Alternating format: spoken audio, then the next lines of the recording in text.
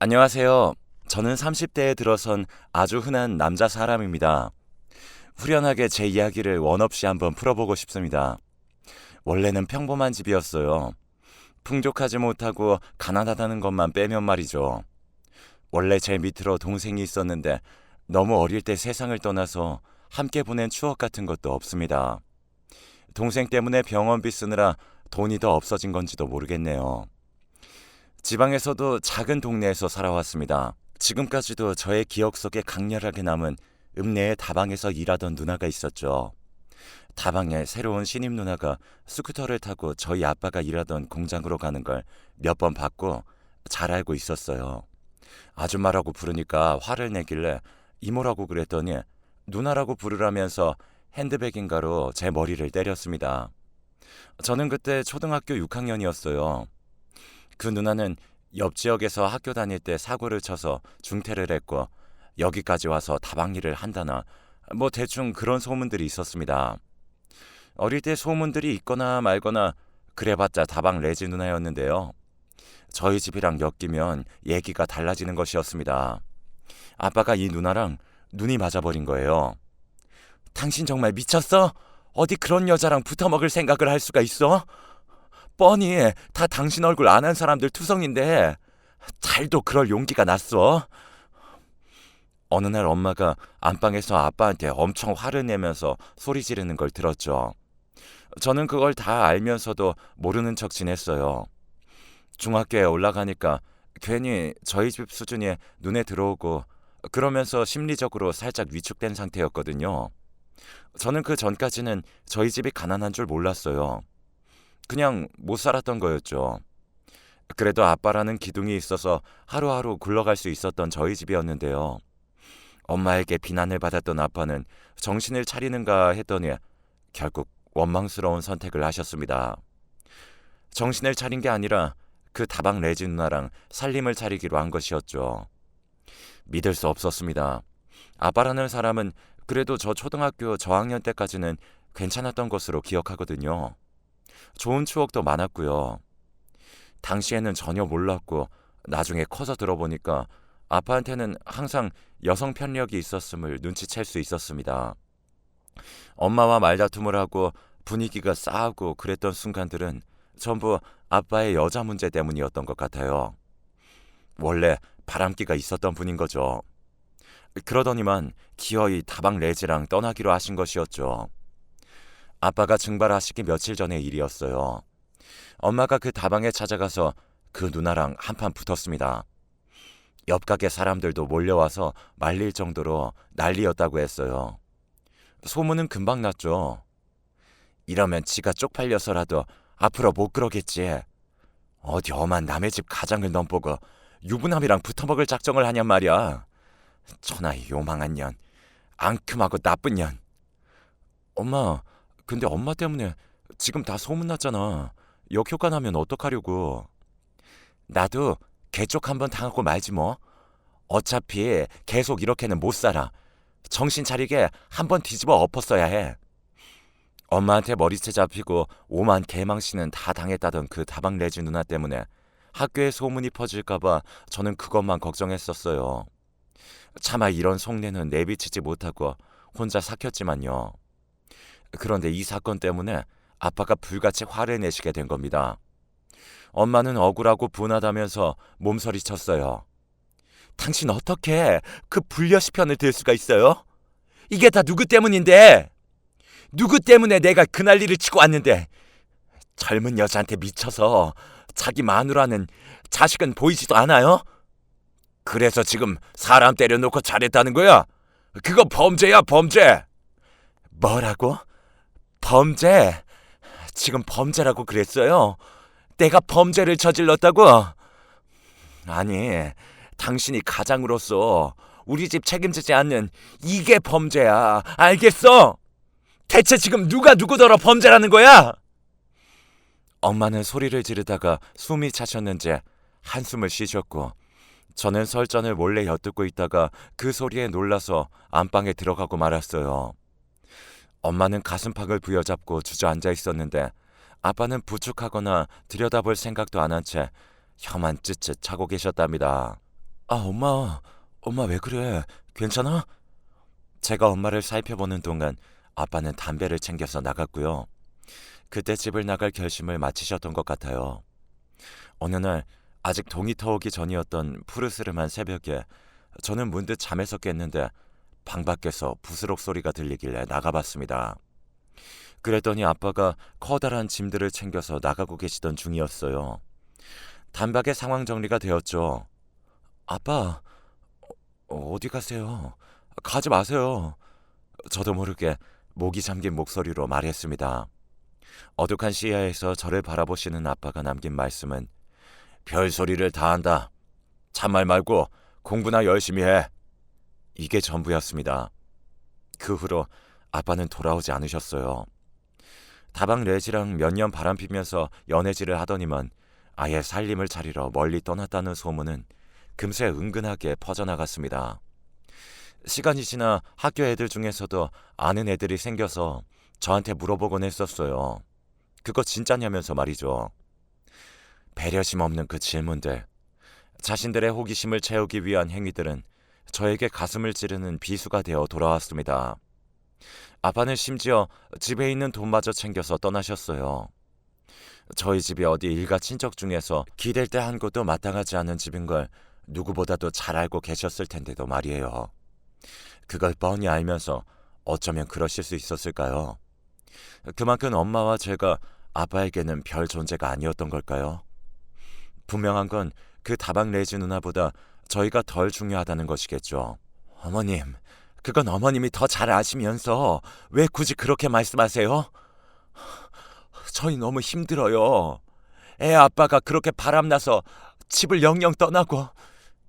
한동안은 엄마가 할머니와 전화로 다투는 듯한 소리를 자주 들으면서 지냈습니다. 시간이 지나자 뚝 끊기게 됐지만요. 저는 고등학교에 올라가서 학교에 머무는 시간이 길어졌는데 차라리 그게 낫더라고요. 엄마는 집에서 거리가 꽤 있는 공장까지 일을 다녔습니다. 생계를 위해서였죠. 종일 공장 근무를 마치고 돌아오면 늦은 밤중에는 집에서 부업을 했어요. 엄마 어렸을 때는 있잖아. 문고리에 실 걸어놓고 실매듭 짓는 소일거리도 했었다. 그게 그땐 집안 여자들 부업이었던 거지. 엄마는 작업복에 실밥을 제거하는 부업 일을 하면서 이런저런 얘기를 많이 했었습니다. 작업복 큰 거는 한 벌당 150원, 작업 토시는 50원짜리였어요.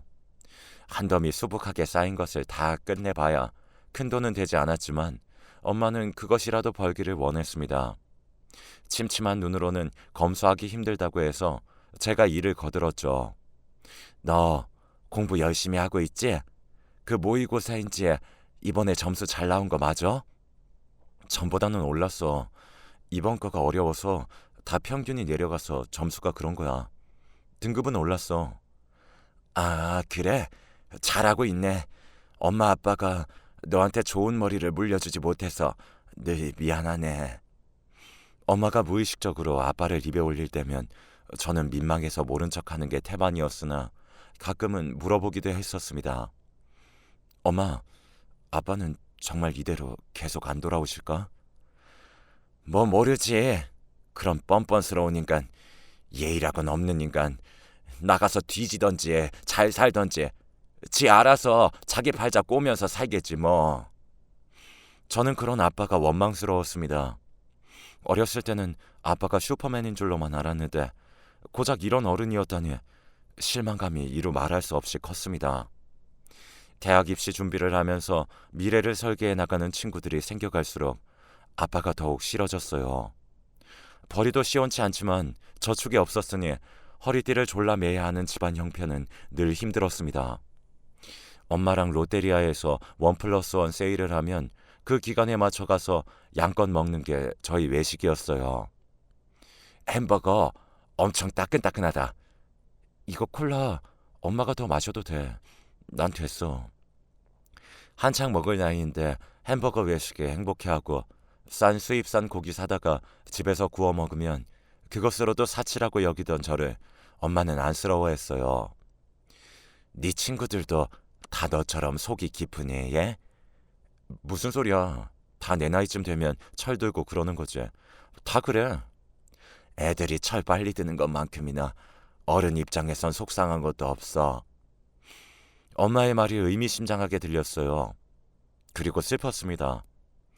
살림 차리려고 야반도주했으면서도 엄마와 혼인 상태가 유지 중인 것을 보면 어디 가서 재혼을 안 했을 아빠. 그게 너무 웃겼습니다. 연락 한 통 없는 사실보다 그게 더 우스웠습니다. 난데없이 객사한 건 아닐까 가끔은 그런 생각도 해봤었어요. 저는 그저 그런 대학교에 들어갔습니다. 어차피 좋은 대학에 못 가는 성적이면 집에서 통학할 수 있는 조건이 최우선이었으니까요. 그래도 일부 장학금 지원이었으니 나름 다행이었습니다. 취업준비생 따위 되고 싶지 않았기 때문에 졸업하고 금방 흔한 중소기업에 취업했어요.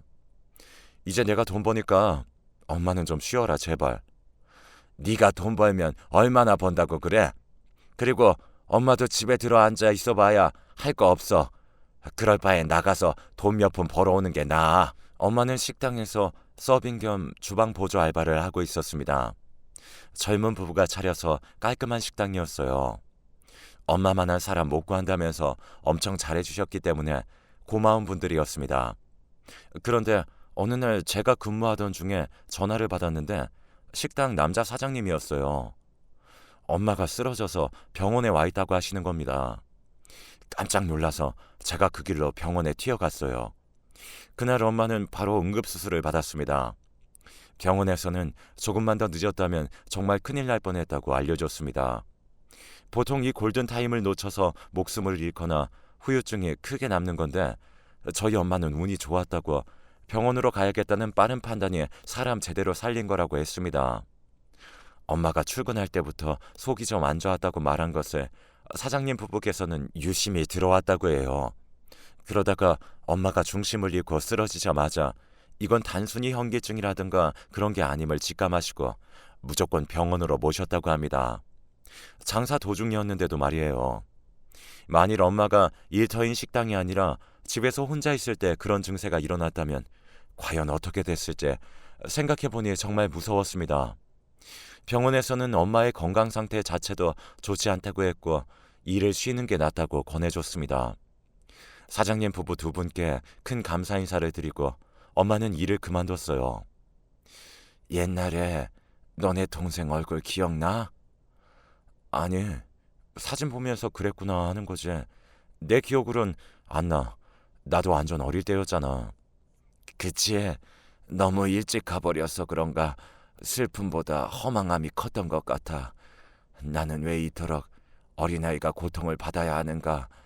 전부 엄마인 내 잘못이 아닐까 죄책감도 엄청났고 그래서 사실 아이를 또 가지려고 했었어. 그런데 그러지 못했지. 그랬어? 난 처음 듣네. 그런데 왜 안 가졌어? 넌 몰랐지? 엄마는 자궁이 없어. 드러냈거든. 뭐? 아 진짜? 어쩌다가 언제 수술했었어? 임신 준비를 할 생각이었는데 역으로 자궁 적출을 해야만 했다니 지금 생각해도 참 어이가 없어. 어디 가서 무슨 개짓거리를 하면서 살고 있을지 알 수 없는 그 인간, 네 아빠라는 사람이 나한테 성병을 옮겼었거든. 그런데 당시에는 내가 무지해서 그게 성병이 옮아서 그런 건지도 몰랐지 뭐야. 의사들도 정확히 얘기를 안 해줬어. 나쁜 놈들 같으니. 멀쩡히 달고 살던 기관 하나가 없어졌으니 몸이 그 후로 온전치가 않네. 멀쩡한 사람들도 많다던데 나는 운이 나빴는지 후유증으로 좀 힘들었던 것 같아. 엄마가 허심탄회하게 옛날 일을 털어놓았던 날 저는 그 얘기를 듣고 분노가 치밀어 올랐습니다. 이런 과거가 있었다니 꿈에도 모르고 지나왔었으니까요. 웬 다방 여자랑 눈이 맞아 홀랑 떠나버린 아빠에 대한 증오는 더욱 거세졌습니다. 10년이 넘도록 감감무소식이었지만 저의 가슴속에서는 늘 증오심이 피어오르고 있었죠. 그래도 여자친구를 사귀면서 늘 증오심 많던 제 일상에 많은 안정감이 찾아왔나 했습니다. 그런데 잘 지내고 있던 시기에 회사 사정이 안 좋아졌어요. 월급이 한 달 밀린 상태에서 안 좋은 소문이 돌고 회사 분위기가 처참하니까 불안했습니다. 결국은 회사가 망했어요. 부도가 나서 저는 일자리를 잃게 되었습니다. 회사에서 알게 된 사람의 추천으로 그 후에 제가 주식을 시작했어요. 주식이라는 신세계에 저도 발 한번 담가보면서 쏠쏠한 이득을 보고자 했습니다만 저는 그간 벌어놨던 돈마저 몽땅 날리고 말았습니다. 회사가 망한 것보다도 더욱 순식간이었어요. 애초에 저 같은 초보자가 겁도 없이 그런 식으로 덤벼들 게 아니라 제대로 공부를 하고 시작했어야 맞는 것이었는데 후회가 막심했습니다. 여자친구랑 헤어지면서 저는 우울의 늪으로 빠져들었습니다. 모든 것을 되돌리고 싶었으나 이미 늦었어요. 엄마의 건강 문제로 자잘하게 병원도 다녀야만 했고요. 돈 나갈 구석은 항상 있었죠. 그런 상황에서 제가 모든 돈을 날려버린 거예요. 엄마와 함께 드디어 이사를 꿈꾸고 있었기 때문에 더욱더 현실을 받아들이기 어려웠습니다. 제 손으로 모든 걸 망쳐놓았다는 패배주의가 저를 휘감았습니다. 진짜 피눈물이 철철 흐르는 것 같았어요. 못나디 못난 저의 마음속엔 아빠를 향한 지독한 원망만이 커져만 갔습니다. 왜 내가 이렇게 비참한 역할이 되어야만 하는지 이해할 수가 없었어요. 남들처럼 평범하게 사는 게 이토록 힘들 줄은 몰랐다면서 나는 평범해질 자격조차 없는 실패자라고 스스로를 비웃기도 했습니다. 단언컨대 엄마가 아니었다면 저는 그때 극단적인 선택을 하고 말았을 거예요. 내일을 살아갈 힘이 없더라고요. 그런데 그렇다고 엄마를 두고 세상을 등질 수 있느냐고 하면 그건 절대 아니었어요. 세상에 저 하나뿐이었던 엄마가 저 하나 보고 견디며 살아온 것을 제가 너무나 잘 알고 있었기 때문입니다. 방황하던 저는 이런 괴로움에 빠져든 저를 묵묵하게 기다려주는 엄마를 위해서라도 굳은 결심을 하기로 마음먹었습니다. 죽는 게 아니라면 사는 게 당연했죠. 그렇다면 앞으로 살아가기 위해서는 돈을 벌어야 한다는 사실이 당연해 보였습니다. 저는 마음가짐 굳세게 먹고선 바로 제 취업에 뛰어들었어요. 역시나 그저 그런 조건을 가진 중소기업이었습니다. 하지만 감지덕지라는 자세를 가지고 다니기 시작했습니다. 새로 들어간 회사에 적응이 되자 저는 돈을 조금이라도 더 벌기 위해 편의점에서 저녁 알바까지 섭렵하게 되었어요. 퇴근해서 집에 들어가 저녁을 빨리 먹고 옷을 갈아입을 준비를 한 다음 집에서 도보로 갈 수 있는 편의점 알바 현장으로 출발했습니다. 알바하면서 옛날의 엄마 모습이 계속 생각났어요. 종일 공장일 하고 마치면 집에 재빨리 와서 저녁 차려놓고 집안일 하고 부업일을 시작했던 엄마의 당시 하루하루. 그 모습을 보고 살았던 저는 지금 이 고된 하루를 탓하지 않기로 했습니다. 엄마에 대한 감사와 존경으로 매일을 버텨내자고 스스로에게 파이팅을 불어넣었죠. 그리고 달이 흘렀습니다. 알바 끝나고 집으로 가는데 그 야심한 시각에 누가 저희 빌라 앞에 있는 거예요. 입구에 사람 하나가 쭈그려 앉아있는데 딱 봐도 노숙자인가 싶었습니다. 서늘한 가을밤 날씨에 이런 데서 있냐고 속으로 혀를 쯧쯧 차고 있는데 제가 가까워지니까 그 사람이 비틀대며 자리에서 일어나는 거예요. 그러더니 제 이름을 불렀습니다. 제가 놀라서 걸음을 늦추고는 그 사람을 유심히 살펴보았습니다. 곧이어 무의식적으로 저는 그 사람의 정체를 간파하고 말았습니다. 머릿속의 의식보다도 말이 먼저 나갔어요. 지저분한 몰골에 노숙자 같은 사람이 분명 제 아빠가 맞다는 판단이 든 순간 온몸에 소름이 으스스하게 돋아났습니다. 제가 이를 꽉 물고 아빠를 지나쳐 빌라 안으로 들어가려는데 목소리가 저를 잡았습니다. 혹시 네 엄마 집에 없냐? 계속 불이 꺼져 있길래. 외할머니네 가 계신데요. 뭐? 그 먼 데를 왜? 외할머니 요즘 건강이 많이 안 좋으셔서 보통 가 계시는데요. 그래? 그런데 네 엄마 건강은 그럼 괜찮고? 어디 탈난 데는 없고? 아빠의 말에 저는 순간 화가 머리끝까지 차오르고 말았습니다. 다시 몸을 돌려서 이제는 저보다 한 뼘 이상 키가 작아진 아빠를 내려다봤습니다. 예전에는 아빠가 저보다 조금 더 컸었는데 이제는 역전이 된 상태였죠. 저는 그 사실에 희열이 들면서도 한편으로는 측은지심 역시 들었습니다. 제 엄마이기도 하지만요. 당신 아내잖아. 그런데 걱정되고 궁금했으면 진작 찾아왔어야지. 전화 한 번 안 하고 무슨 메모 한 장, 편지 한 통이라도 보내본 적 있으세요? 무슨 낯짝으로 여길 찾아오신 건지 알 수가 없네. 여긴 왜 오신 건데요? 이제 와서 왜요? 무슨 생각으로 여기에? 이유나 들어볼게요. 참고로 여기 이제 저랑 엄마 집이에요. 당신과는 상관없는 장소예요. 행여나 들어올 생각 꿈도 꾸지 마시고요. 난 그저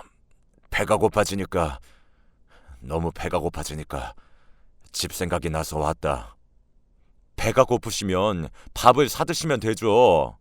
어디 구걸이라도 해서 얻어드시던가 무료급식 이런 거라도 찾아보시던가요. 네 엄마랑 너랑 이렇게 셋이 둘러앉아 먹는 게 나한테는 그게 바로 밥이었다. 다른 게 아니라 그게 밥이었어. 말문이 막히더군요.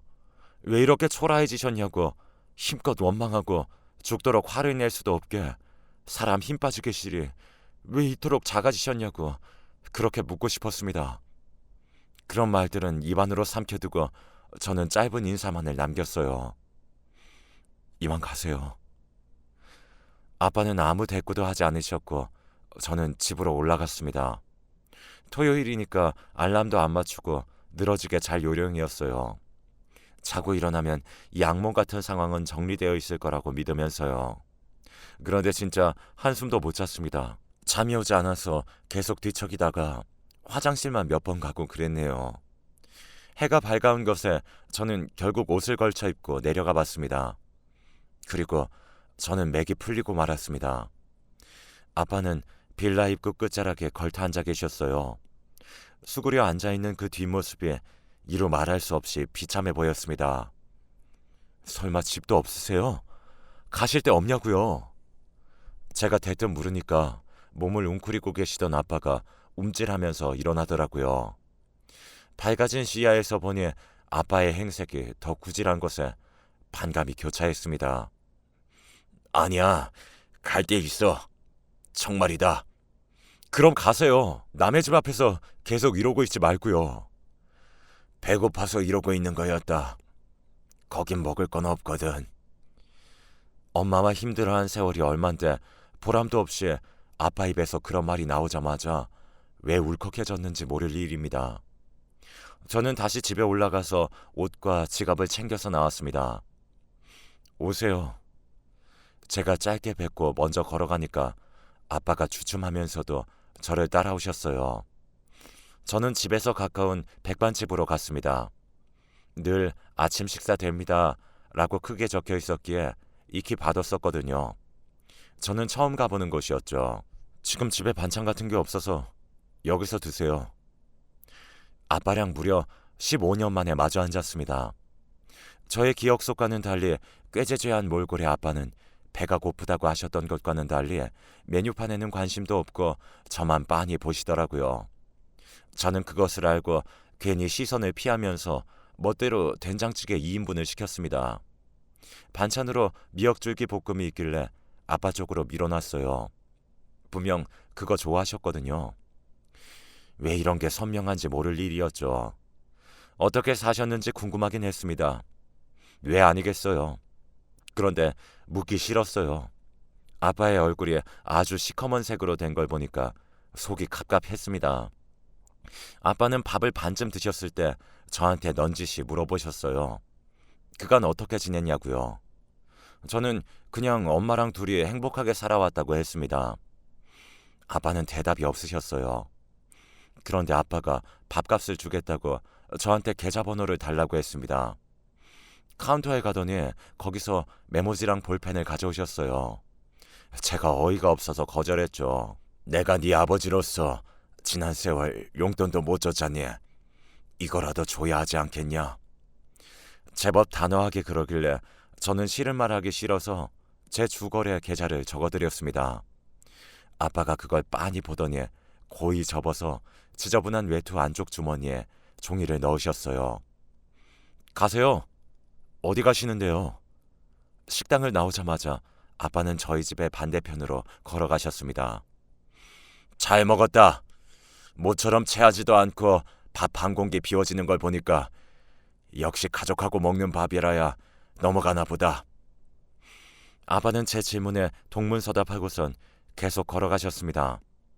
저는 그 뒷모습이 완전히 사라져서 시야에 보이지 않게 될 때까지 바라보고 서 있었어요. 주말 지나고 엄마가 돌아오는데 입이 안 떨어졌습니다. 차마 아빠 얘기를 못 하겠더라고요. 혼자 머리 싸매면서 다음 날도 일을 하고 있는데 모바일 뱅킹에서 알람이 뜨는 거예요. 입금 알람이길래 눌렀다가 하마터면 제 자리에서 자빠질 뻔했습니다. 억 단위의 숫자가 찍혀있길래 웬 돈인가 싶어 깜짝 놀랐습니다. 그런데 돈을 보낸 사람이 저희 아빠인 거예요. 그걸 보고서 소스라쳤습니다. 그리고 집으로 아빠의 편지 한 통이 와 있었습니다. 퇴근길에 발견하고서는 품에 넣었다가 편의점 알바하면서 한가할 때 열어봤어요. 아빠가 시한부 환자라고 고백한 것이 적혀 있었는데 그걸 보고 정신이 아득해졌습니다. 죽을 날 받아놓으니까 왜 이렇게 무섭고 모든 것이 부질없게 느껴지는지, 죽기 전까지 누리다 살다 가는 것이 나에겐 의미가 없더라. 공허함만 남았다. 의사는 내게 시한부 선고받고 걸린 우울증이라고 했지만 내 생각은 다르다. 이건 그리움이다. 지난 날에 대한 회고다. 아들아, 아침 식사값은 내가 지난날 모은 재산이다. 이것으로 고급 아파트는 사지 못할 것이야. 그러나 직장을 마치고 아르바이트까지 하는 수고를 관둘 수는 있을 거야. 네 엄마의 여생을 편하게 할 수도 있을 것이다. 부탁한다. 너는 우리 집의 가장이니까. 모든 걸 탕진하고 노숙자가 되신 게 아닐까 싶었던 아빠는 나름 재력가였습니다. 지난날을 대체 어떻게 보내오신 건지 궁금할 따름입니다. 아빠는 당신께서 돌아가시면 저랑 엄마에게 연락이 갈 거라고 그렇게 적어 놓았습니다. 저는 이 사실을 엄마에게 알리고 싶어서 그럴 작정인데요. 그렇게 되면 엄마는 아빠를 찾자고 하실지, 그렇다면 어떻게 찾아야 하는지 머릿속이 복잡합니다.